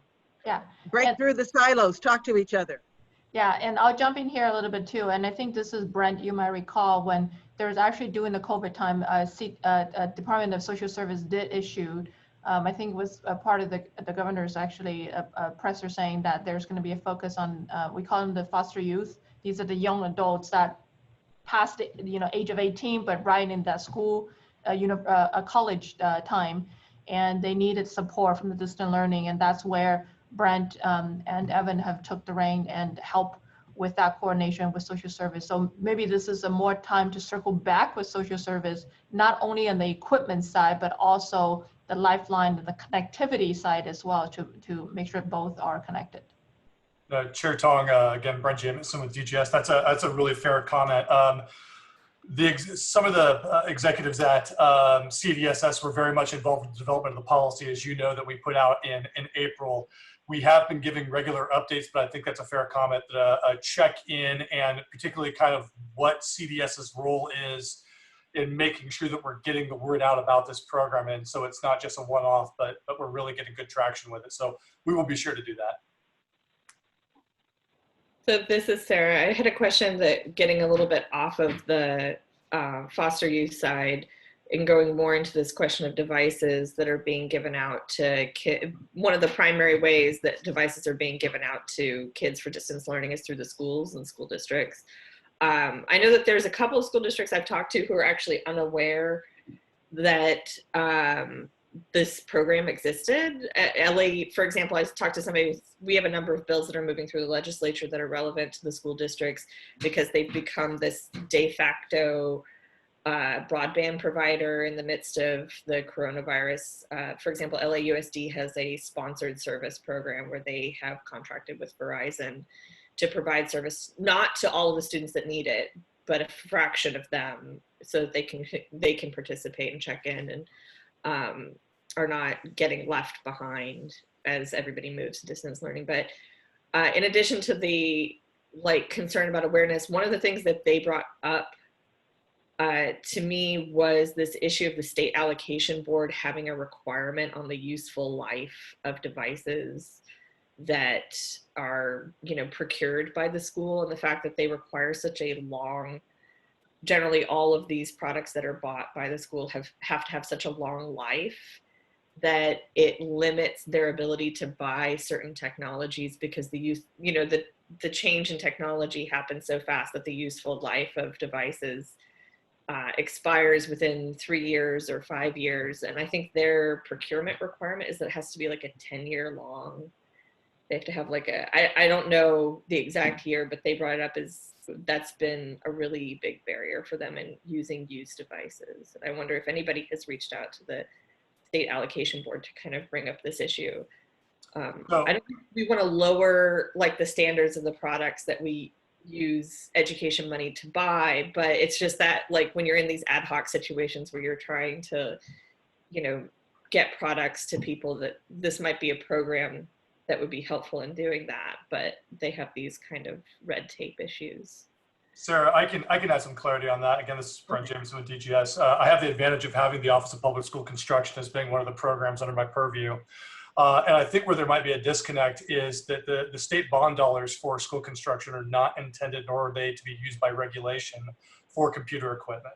So I think that's why they have some of that lifespan. It's truly meant for facilities, both modernization and new construction. And that's why they have some of those lifespan requirements, is because they don't want those bond dollars being used for computer equipment. Schools are going to need to issue their own local bond dollars or other resources to be able to acquire computer equipment and other electronic needs. So I hope that answers your question, is at least it's not necessarily a red tape issue at SAB as much as what the intent of that funding source is meant for. So I plan on circling back with them just because they've talked about some of the challenges they've had with broadband. Is it accurate to say that it's not so much that they can't buy or can't work with entities to get products that may not have that lifespan? It's just that they can't use that specific dollar, that specific pot of money. It's that specific pot of money. Okay. Yeah. So and that's what the state allocation board allocates, is you know, the most recent one being Prop 51 bond funded dollars. So that's where those prohibitions come in place, where it's not a red tape issue, but more just the way the bond dollars are intended to be spent. Okay. Thank you. Sure. All right. These are really good dialogue, and I hate to cut them short. I do wanted to see if some of these could, in doing the member update or individual follow-up, wanted to keep the agenda moving because we do have 2 more task force to update, and then still want to allot maybe each member, again, optional update, maybe shortened to 2 minutes instead of 3, so we can get through. And then I want to make sure that there is time allowed for the public comment, but I haven't. I think there's a couple of comments that are queuing up, but perhaps we can address that during the members update as well. So I want to draw attention to those members that the question might be directed to you. So in the meantime, let's go through the next 2 task force update, strategic corridor and contract. So if I could call Trish Kelly for the strategic corridor first. Trish? Thank you very much, Amy. We're very happy to be here today to give an update and to thank all the partners. First of all, thank you for having this task force. It's really been important and helped drive the process forward. We submitted information from the regional consortia last fall. It was updated thanks to input from Caltrans, the council, and the PUC. And that, as Elizabeth showed on the map, that data has now been added to the state broadband map. And I just wanted to note I'm with Valley Vision. We're the regional consortia here for the Connected Capital Area Broadband Consortium in the capital region. So we helped through funding from California Emerging Technology Fund to build on the work that was done by 2 of the other consortia, Tom West and Martha Van Rooyen from the Coast and the Inland Empire. So this has really been a collaborative effort over the last 1.5 years to get the information working with the state agency. So what's happened since then is that there were some policy issues that got raised. Caltrans committed to convening the district offices to find out about getting better consistency in permitting standards across the areas, because different ISPs are experiencing different kind of issues, but how can we get better consistency there that could help move projects forward? And it's great to hear more projects are going through. Another issue that came up in our meetings with all the partners was what kind of transportation funding can actually be used for conduit projects. There's some lack of clarity around that. So I think that that's an issue that we could continue to explore. In the regions, several of the broadband consortia which are funded by the PUC are continuing to work with their councils of government. And so one of the things that happened through the process last fall with support from CETF was bringing CalCog, which is the statewide Association of the Transportation Agencies and the Metropolitan Planning Organizations into this planning process with us. So they also provided more information to Caltrans, including the non-state highway projects that link to those, so that we can try to get more of a systems approach on the infrastructure investments. So as each consortia is working in the regions, so are we. We are working with the Sacramento Area Council of Governments. They have been a partner with us since the initiation of the consortium. So what they did was they took the corridor identification that we provided for the priority listing, and they actually mapped the fiber miles to that. So they identified 31 potential projects in our region with 330 fiber miles. I will tell you the cost estimate for that to do the conduit is $67 million. So it gives you a sense of the scale that we're talking about. And we have incorporated this information into our regional infrastructure plan and part of our overall economic strategy. So I want to say that this process has really given us some tools and information to try to get better deployment. Parallel to that, in our region, through support from CETF, we're updating the statewide manual on policies to promote infrastructure investments, including joint use and dig once. So we're going to have that resource available for all the partners across the state, and we'll build in the Dig Smart work that Caltrans and others have done.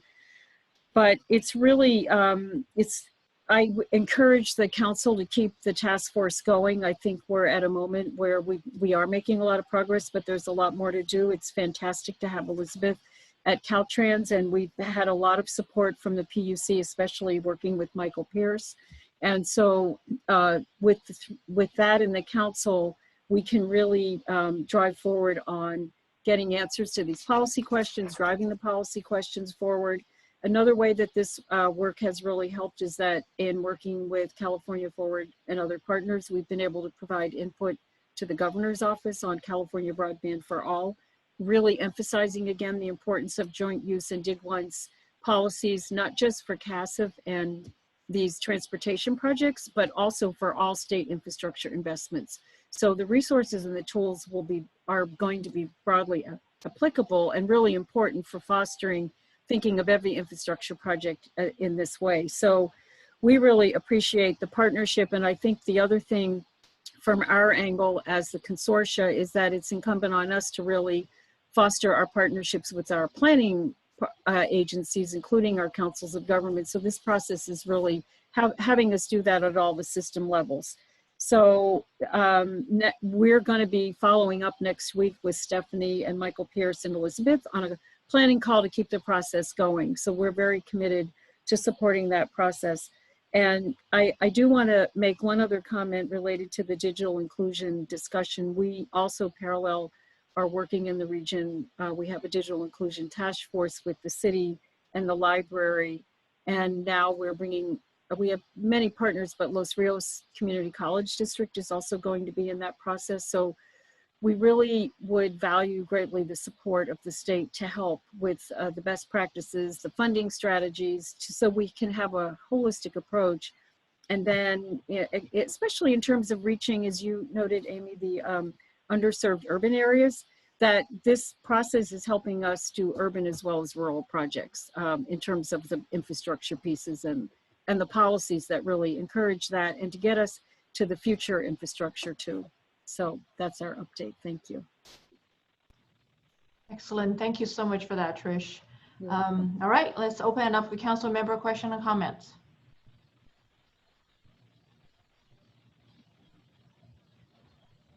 A question for you, Trish.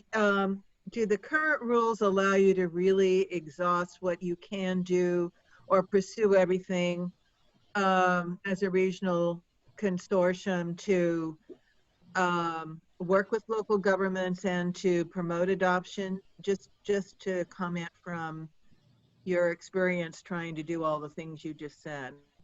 For the infrastructure side, I think it fits under the grant, the CASF grant allowable activities that help us get projects in the pipeline, because part of that is removing barriers and helping expedite projects. And so partly what we've done in our region, also one of our partners, Metro Chamber, has worked with our local jurisdictions to identify what current policies they have. And then under the project we're doing for you, we're looking at best practices around the state and other areas. We've worked with NTIA at the federal level and Next Century Cities and other groups. So we really want to provide a resource and raise the standard of practice. So we really need that in our region and in the other regions to facilitate the projects. From the digital inclusion side, we're not able to do that. So we've had to raise funding from other sources, mostly foundations, to try to support this work. So it would be valuable to be able to have it all integrated, because it all fits together. And what we have really found through COVID and our challenges with the schools and remote learning, we have so many students that just got lost and disconnected, is that the infrastructure capabilities in our urban areas are very underserved as well, not just for access and adoption, but the physical infrastructure. So thank you for the question, Sunny.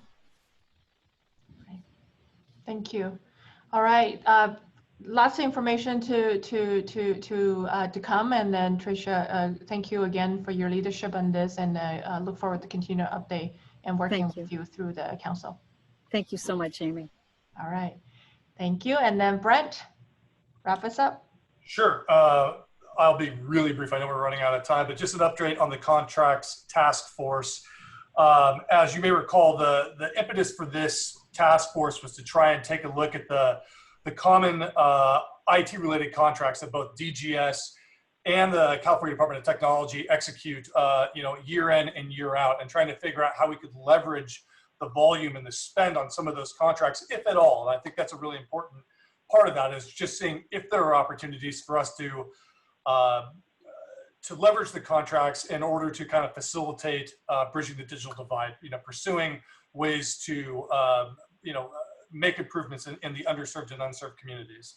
So we met a number of times in the winter and one time in the spring, trying to identify contracts that might be possible. The first contract that we identified that was a possibility was the CalNet Data Networks and Communication Services solicitation. Unfortunately, that solicitation was nearly finalized, and so the timing wasn't well aligned. But we do think that contract going forward and others like it might serve as a really good vehicle towards leveraging kind of the state's spend in the future. And so we've always said with this task force, and particularly in conversation with the task force, that to be successful, this isn't going to be a one-off. It's going to need to be an ongoing evaluation of our contracts. And so while we may not have been able to attack or utilize that contract now as our first vehicle, it will be one in the future that we can potentially pursue. So we plan to meet again in the next 1 to 2 months to identify further contracts for evaluation, and seeing how we can include language in there to further the purpose of this, of both this commission and kind of our mutual missions. So that's my update for now, and I'm happy to take any questions. All right.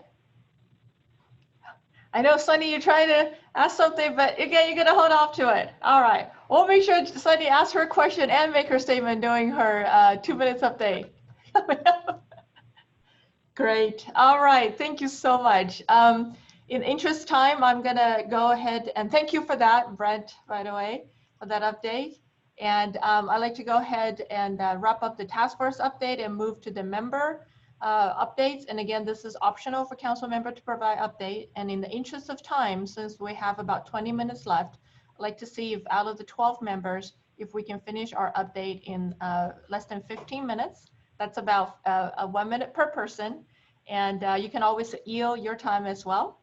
And I want to make sure that there's about 10 minutes left to open up for public comments. As I see, there are a couple of that are queuing up on the chat. But before I go into the member updates, I also wanted to do an acknowledgement. There are several advisory council members that are joining us today, and those individuals are Robert. Always we encounter Robert and Matthew from Trivo, and also as well as Michael from CPUC. So thank you guys for continuing to join us on this meeting. So with that, let's start with, these are not in particular order, just looking at the list. Maybe Sarah, start with you. Sure. So end of session is going to be fast and furious. We're still waiting on calendars, so we don't know exactly what our hearing schedule will be, but obviously since they've had to take some time off to do a deep clean of the building, and we've all been working remotely, so we're still planning on hearing bills, but it's going to be a really condensed calendar. There are several very large measures regarding broadband.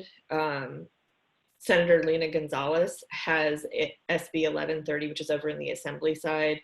And on the Senate side, Cecilia Aguiar Curry, Assemblymember Aguiar Curry, has AB 570, which she amended to be a very large broadband measure pertaining to CASF. Both these bills pertain to CASF. However, Assemblymember Aguiar Curry's bill has additional components in it related to digital divide. Just one of the issues that we're monitoring, it's not necessarily in the bills themselves, but is this, as coronavirus kind of continues to make its way through, and we're living with this pandemic right now, the distance learning stresses are really, really high. And the extent to which broadband is now a thing that's necessary for so many essential services is it's becoming more and more challenging for people to physically distance without broadband. The FCC has let the Keep Americans Connected pledge lapse. So all of the retaining services with non-payment that people were getting earlier in the year during the pandemic has expired or is about to expire. The FCC requested that through the end of July, companies not disconnect people, but starting August 1st, they can not only just disconnect people, but they may be going back and back billing everybody who was retaining service with non-payment. And so there is this concern that we're going to see a whole bunch of consumers, lose service, a whole bunch of people not be able to get service because the economic condition is not improving and service is not affordable. And that many of the relief measures are now going to result in people having these very large bills that they won't be able to pay, that people may be going to collections on them for. So there's going to be even more potential for economic harm to these people. And increasingly, it's becoming an issue where we're seeing, this big theme with coronavirus is that it's not creating new problems, it's showing problems that already existed. And so a lot of the inequities that people are living with are being exacerbated by their lack of broadband, because that's now how you're getting healthcare services, that's now how you're getting food, that's now how you're getting access to educational resources, online applications for unemployment. So if you can't go do any of that stuff in person anymore, it's really making it very difficult for people to continue to function during the pandemic. But that's the thing that we're monitoring, and that we'll be talking to the companies about what can be done since the pledge has expired. Thank you for that, Sarah. I'll quickly go through the members, but can't help it to make a point on that as well. We did have, if you all recall, the council did make a resolution that was consistent with the pledge and FCC, but specific to California. So if later on, if the resolution needs to be extended to, at least cover the California side, we can talk through that as well. All right, let's move to Dr. Williams. Sure. So I want to associate myself with everything that Sarah said as it relates to the legislature. That was really, I'm taking notes on what you said. So beautiful. Thank you so much. So for Mr. Gibson, definitely coming back to the legislature after this second recess is, attenuated by a couple of things, right? Obviously, everyone knows the cases around COVID are increasing in LA County and all over the state. And on the other end of the epidemic, Mr. Gibson, along with the California Legislative Black Caucus, have a pretty big kind of legislative bill package around justice items. His bill 1196 basically goes after the chokehold, banning it in the state. So that's a bit of what the atmosphere is, I think, from our end.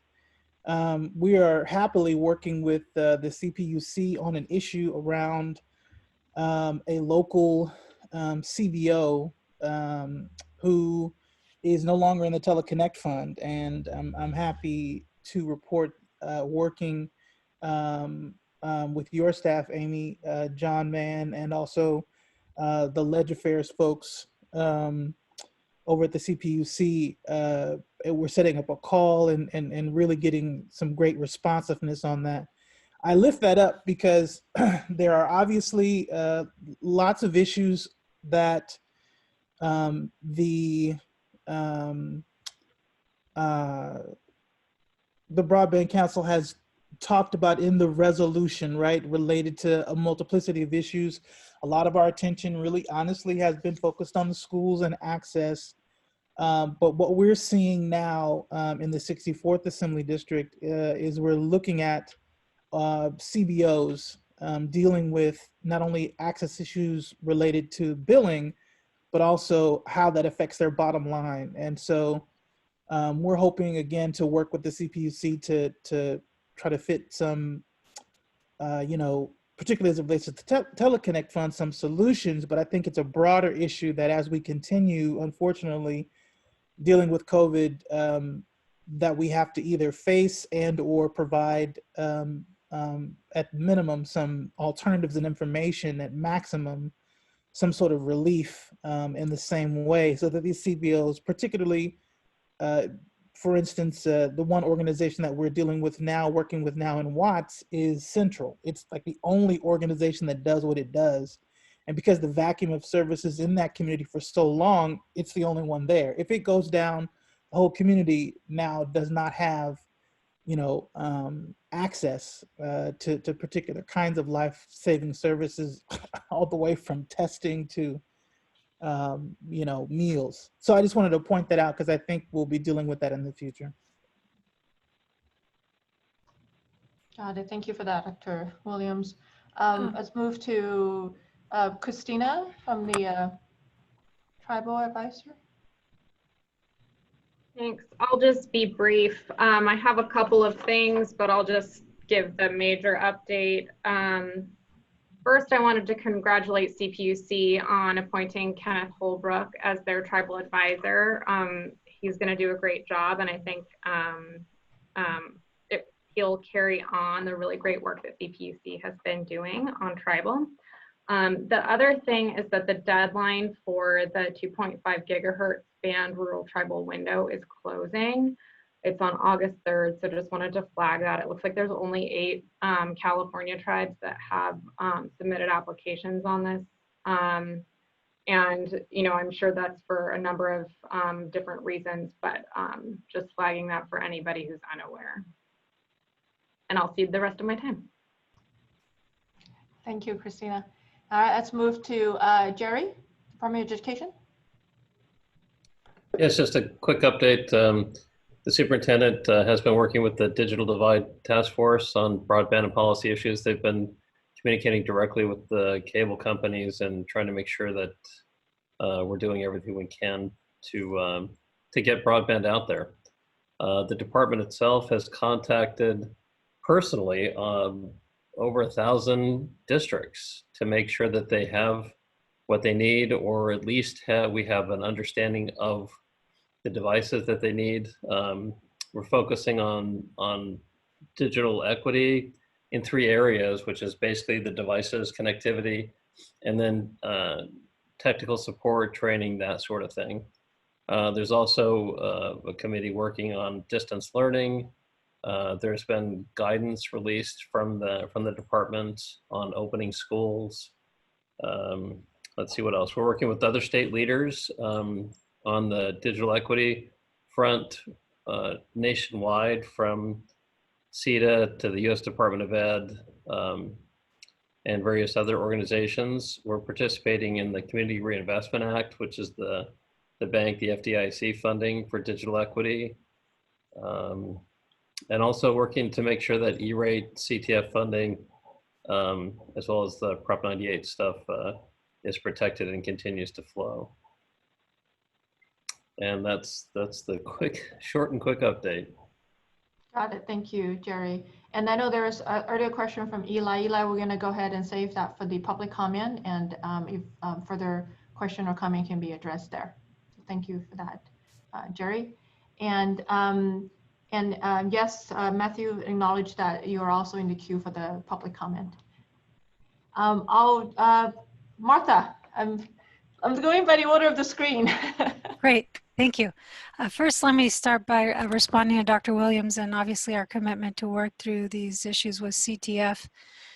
We agree, many of these community centers, we've had a longstanding issue with affordable housing as well, be that elderly housing or just low-income housing in general. And there is a lot of need for us to figure out how to sustain critical community facilities to have sustainable Wi-Fi, high speed available. And the California Teleconnect Fund is a big part of that. I will say, and maybe this is a plug for our subcommittee, that we need to fix the funding remittances that the carriers are providing to us, much like OES did with the 911 fee, is to reform that and to make it sustainable. And it's coming at a most critical time. So I'd love to follow up with you on that to make sure we can sustain these types of subsidies, because we agree the need is very great. Absolutely, thank you for that. Thank you. A couple of updates. One is fellow Commissioner Sharoma has taken on a tremendous task with the Lifeline proceeding to develop a Lifeline broadband offering. And we are in the midst of taking comments to that. I think, as I mentioned earlier, we had some pilots where there's some pieces of the cell phone plan that includes data. And what we want is to transform that into a real, a better package of data. And so we have comments due at the end of the month and reply comments August 6th. And for those of you familiar with our process, that's kind of the way we do it to get the public comment. And she's committed to trying to get a proposal out soon thereafter to try to really get this need met in any which way. And so an affordable broadband plan through the Lifeline program is something we're very excited about, and hope that the incumbents, as well as the diversity of carriers that participate today, will participate in that. Okay, other than that, I have a couple more. We've mentioned the Teleconnect Fund, and just as an update, we have been working with Department of Education on the $25 million fund from the CTF that was essentially dedicated towards the schools so that they know they can use that money for hotspots. To date, 398 school districts have utilized it, funding 86,000 mobile broadband connections. And this is obviously something we want to continue now through the fall, and we're working through the logistics of that. And just to give you a demographic cut, 203 of those school districts are small rurals, 127 are median districts, and 68 are charter schools. As you know, we've also worked with CDE with the California Advanced Service Fund, and we provided $5 million for adoption. And this covered the gadgets. This is a limited funding that we did have for gadgets.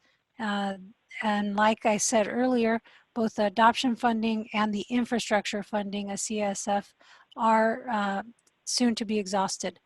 And so therefore we are obviously urging that the program be expanded and continued. I will note we do have, as I mentioned earlier, we have also a proposed decision out for comments due tomorrow, reply comments due on the 28th on that one. And that is the one issue I mentioned earlier, which was allowing for staff to more expeditiously do another round if there is available funds.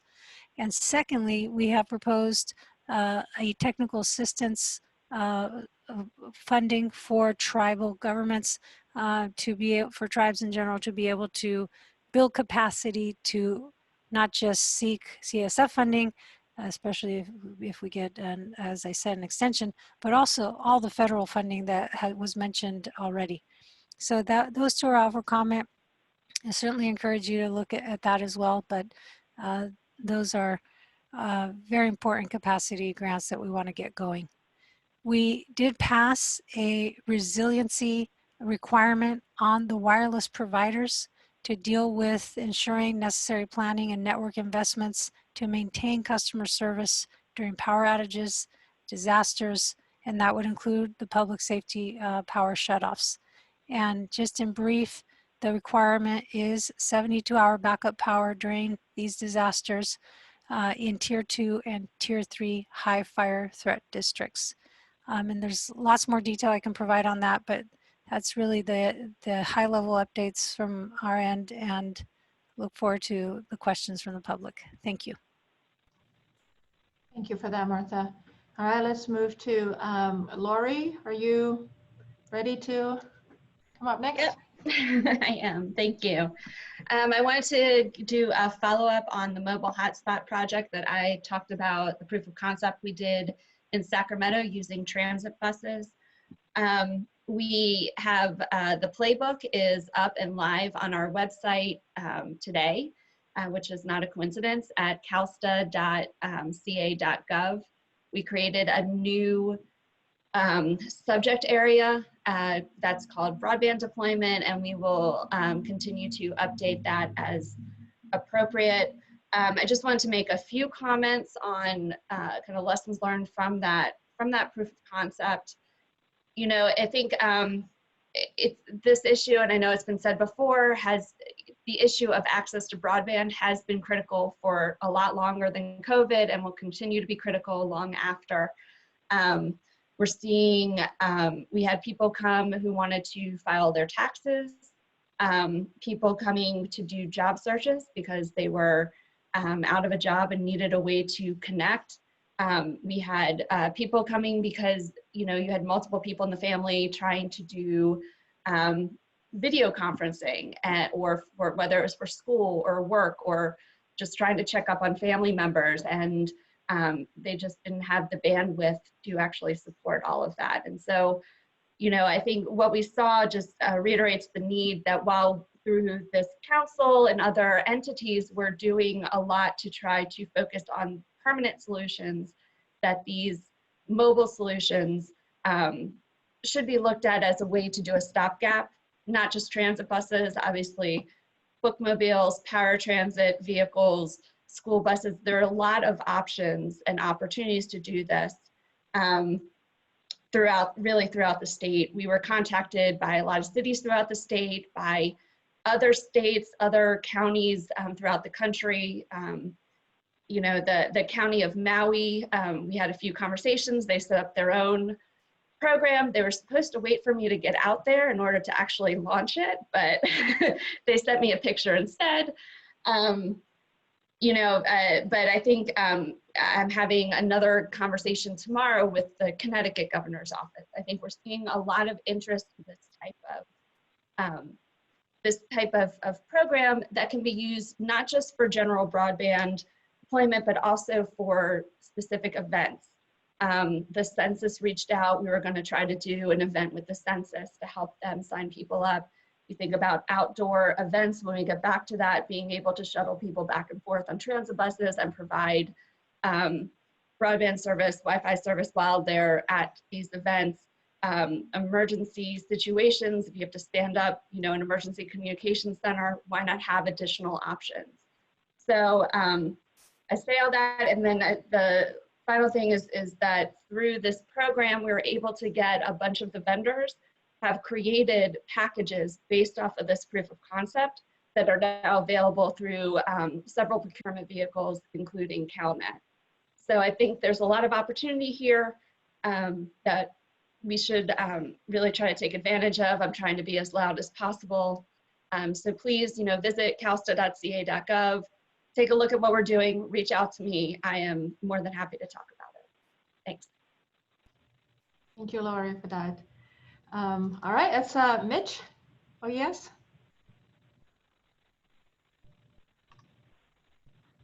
Right now, I will say that we have a series of packages that we're working on and are contributing to, and a lot of different initiatives. And within the communication side specifically, we're doing a, besides the NG911, which you already received the update on, is that we are also doing a CapsNet upgrade. So we're taking our state microwave network and we're upgrading that from an analog to a digital platform. And that is going to provide some opportunities down the road for us to move packets and move information in a way that we haven't been able to do so before, to support our public safety entities in their communication efforts. And hopefully provide the movement of more information to the public as we integrate things like cameras or other items into that platform to provide it, notwithstanding the fact that it takes a lot of bandwidth, but nonetheless, we're trying to do that right now. So, so that's really it that I wanted to update at this time. Thanks. Thank you, Mitch. We have a couple more members. I should just list if Arturo, if you can go next, and then followed by Brent and or Sunny. Then that should wrap up our update. And I noticed we're already at 3 o'clock, but I do want to make sure we honor the commitment of their two public speakers. They have 2 minutes each, so we'll probably just need another, no more than 10 minutes after 3 o'clock in order to provide that opportunity. Thank you, everyone. So coming back to Arturo. Thank you, Madam Chair. Just a quick update from the California Department of Food and Agriculture. Our role during this COVID pandemic as it relates to broadband is in a few different areas. I think first and foremost, me personally, my work with the Network of California Fairs. Many, I would say a majority of the fairs have been tapped to either serve as facilities for testing or some to serve as emergency housing. I think thanks to the great work of the Chico report for the first time, we were able to include broadband as a metric on making decisions, working with Cal OES as well as local and regional OESs in that. And that's something that certainly will continue that metric as we are, in the midst of fire season. The other, I think, main area that the department is involved is through our Food and Ag Board. All of you know Joy Sterling and the work that she does and certainly continues to do as this pandemic has highlighted the digital divide, as well as the chair of the board, Don Cameron, who serves on the Governor's Recovery Task Force. So certainly, highlights the issues, not only in and around ag technologies, but also just general rural community input. So those are really the two main areas where our focus continues to be as it relates to broadband. We look forward to working in that capacity. That's it for my update. Thank you.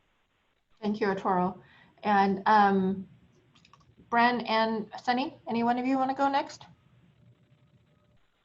I'm happy to go next. Honestly, I really don't have much of an update other than what Evan and I already provided through our task force updates in terms of DGS's broadband effort. So I think I will pass to Sunny. Thank you. All right. We yield the public comment. All right. Thank you. Ann? Yes, I will put my timer on 1 minute. I'd like to update you all on some work that the libraries are doing. Just to start off with a little bit of quick background. So I think many of you know libraries have been in a 7-year effort now to expand their broadband capability by joining CNIC, and we're now in year 7 of the project. We have about 83% of our branches connected, which is very exciting. Unfortunately, this year had been a lot of work in getting some branches on who hadn't been able to come on before. Those are also some of the most who've been hit early by COVID. And so we have seen some that have started to have to drop out of the process or are potentially closing branches. Many of you know that more than 90% of funding for libraries comes from local government. So they are some of the hardest hit, but they provide, dang it, I'm already over a minute, 30 seconds. They provide really important work. And so one of the things we are doing, and I want to put this out, this is what happens when you get some great staff in who know about the programs you're really working on. Laura Sasaki on our team found out that we weren't applying for state match from E-rate. That is going to bring in about $400,000 this year in federal funding that we would not have had otherwise. It would have been closer to $1 million had some of these other libraries not had to drop out of the process because of COVID. We're also doing engineering technical assistance with a lot of libraries who are getting E-rate coverage for the cost of that and for that equipment. And a lot of that is to help them make their Wi-Fi more robust, bringing it to the property line to be able to support all the folks who are coming into the parking lots to still be able to use broadband. Thanks to CDT and the PUC for bringing us together, we are still working on the Wi-Fi map for libraries. We hope that the Office of Digital Innovation is going to publish that once we get enough Wi-Fi data from libraries. We're under a little bit of 50% today. But I just want to leave you with the idea that when we did a there was a national survey of libraries, and when we looked at the California data, the thing that we saw was that for public libraries, when they looked at the most urgent needs, 70% was about making sure that public had access to the computers and the internet in the library.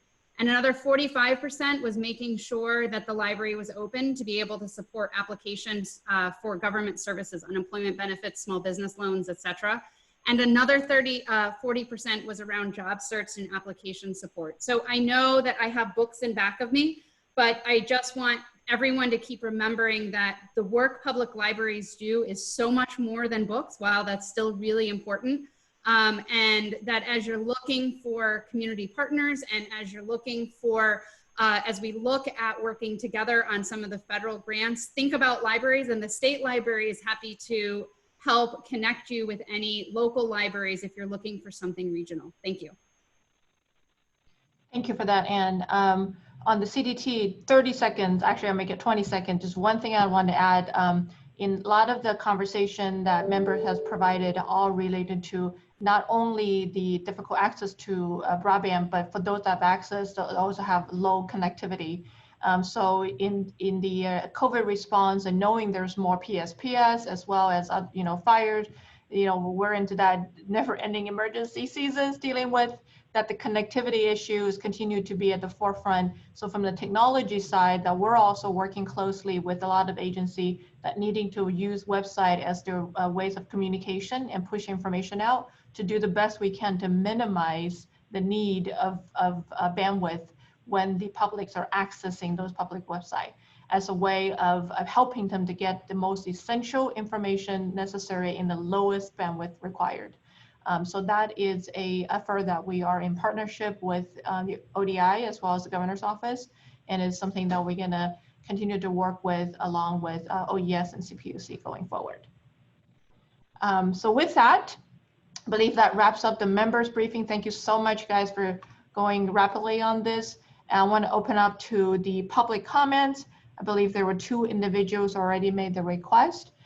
Start with Eli. Eli, you have about 2 minutes. Yes, can you hear me? Yes. Okay, thank you all. My name is Eli Cortez. I had the privilege to be the state CIO for the state of California.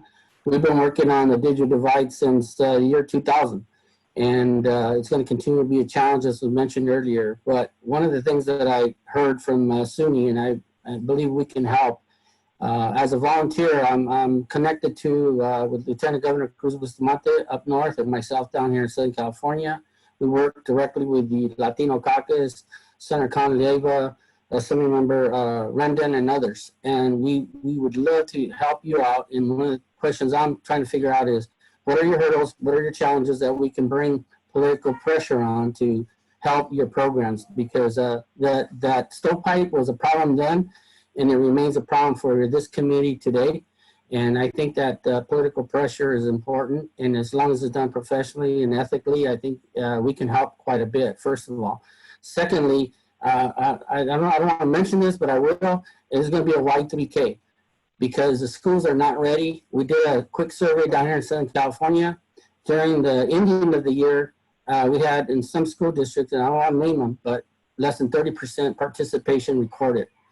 Even though there's a digital divide, the participation, the training, the staff development, all those things did not occur. And I believe based on the direction we're currently going, if we don't put education and distance learning on the COVID-19 priorities with the governor's office, it's going to be a bigger problem. And then, it's, you know, they're going to push back to this group here. Why didn't they get done, right?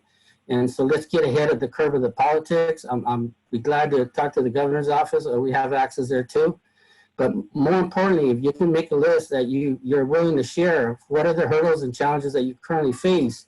Let us in the public now. I'm retired, but I can still help. And let us help you get these things done. The Latino community has suffered not just in education, but in medical services.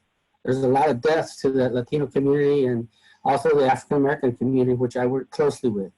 I'm in a statewide California Hispanic Chamber of Commerce group, and basically through Chambers of Commerce, we can add those businesses that are in these communities to become kind of champions for the school districts. But again, there's a disconnect in the communications, and there's a disconnect in the protocols and the policies. And I remember there's a ton of rules that we had.